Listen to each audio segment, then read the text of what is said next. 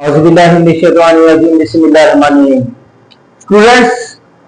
आज हम first year biology का टॉपिक क्लास एम्फीबिया पढ़ेंगे। ये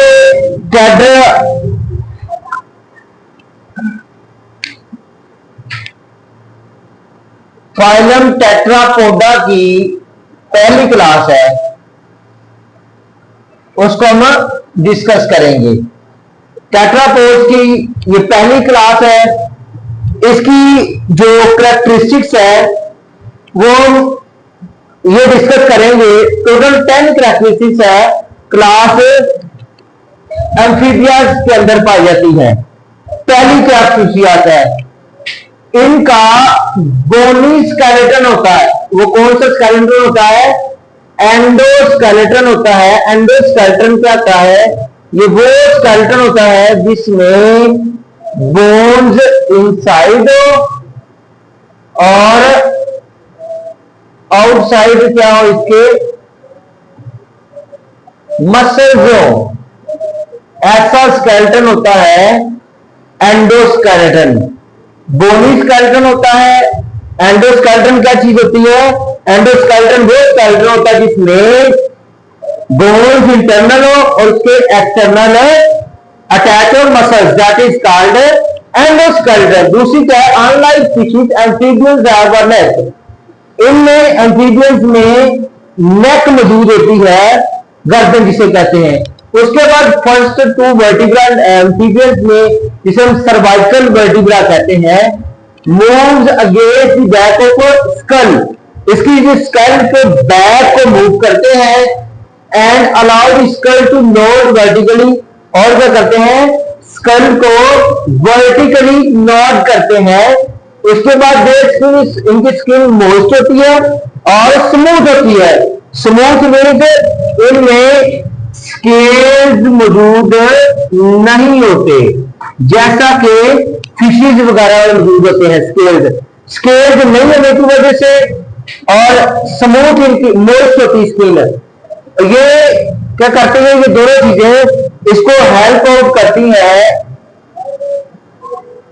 इनमें गैसेस गैस एक्सचेंज में और टेम्परेचर रेगुलेशन में, और थर्ड क्या है? Absorption and storage of water. ये तीन काम करती है इनकी स्किन मोइस्ट और स्मूथ होने की वजह से। उसके बाद फिफ्थ नंबर इनकी कैरेक्टरिस्टिक्स क्या है? इनमें डबल सर्कल हार्ट होता है और 3 चैम्बर्स होते हैं। 2 एट्रिया होते हैं, 1 वेंट्रिकल होते हैं।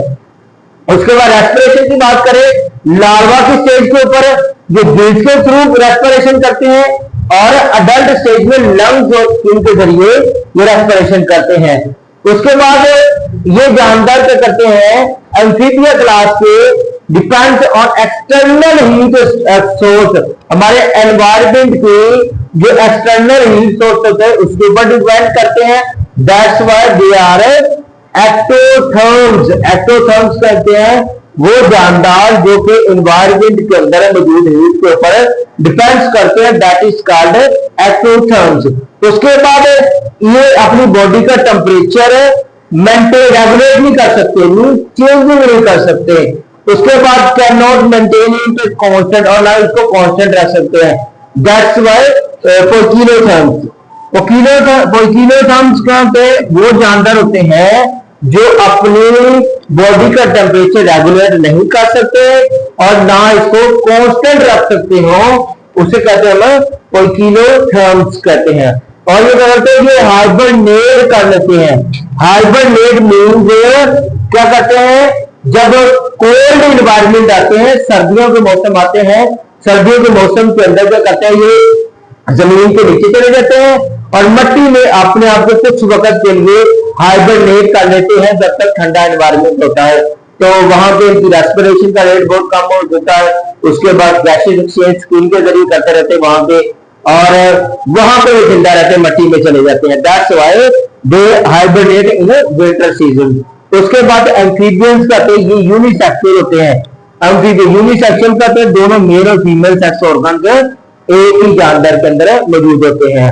इनकी जो फर्टिलाइजेशन होती है एम्फीबियंस की, ये 9 10 11 फर्टिलाइजेशन होती है आमतौर पर इनकी एक्सटर्नल होती है, एनवायरमेंट के अंदर होती है, जिस एनवायरमेंट के अंदर ये रह रहे होते हैं। उसके बाद एम्फीबियंस, टेल्ड एम्फीबियंस भी होते हैं, टेललेस भी होते हैं और सिसिलियंस भी होते हैं।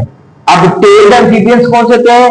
सालमेंडर, नेविस और मड पपीज, ये होते हैं टेल्ड एम्फीबियंस, जिनके अंदर टेल मौजूद हो, जिनके अंदर, जिसको हम कह सकते हैं हम कि बैक टेल जो होती है वो मौजूद हो। उसके बाद टेल्ड लेस कौन से होते हैं एम्फीबियंस? वो तो फ्रॉग्स और टॉर्स होते हैं। और सिसिलियंस कौन से हैं? ये लेग लेस होते हैं, जिनके अंदर टांगे वगैरह मौजूद ना हो। तो स्टूडेंट्स, ये आज हमारी जो क्लास है उसके बाद टेट्रापोडा की जो फर्स्ट क्लास है, फाइनल टेट्रापोडा की, हमने उसको डिस्कस किया, उसकी कैरेक्टरिस्टिक्स को डिस्कस किया और उम्मीद करता हूं कि इंशाल्लाह आप लोगों को इस लेक्चर की समझ भी आई होगी। और इंशाल्लाह मिलते हैं नेक्स्ट लेक्चर के अंदर। Thank you so much. Allah Hafiz.